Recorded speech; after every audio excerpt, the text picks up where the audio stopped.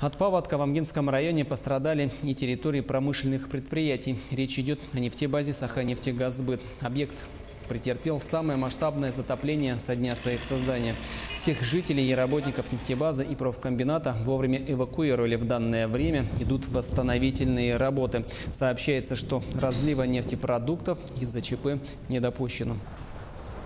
На сегодняшний день розливов нефти и нефтепродуктов нету.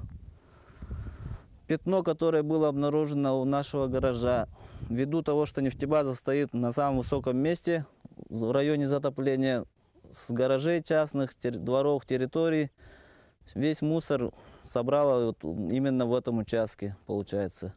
Своевременно мы бросили там боновое ограждение в самых опасных участках по территории нефтебазы. Сейчас, позавчера, получается, мы там провели мероприятие по ликвидации этого пятна.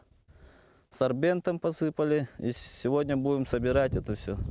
Хочу поблагодарить свой коллектив за самоотдачу. Все эти дни они по домам не расходились, все здесь дежурили круглосуточно. Спали в машинах мы.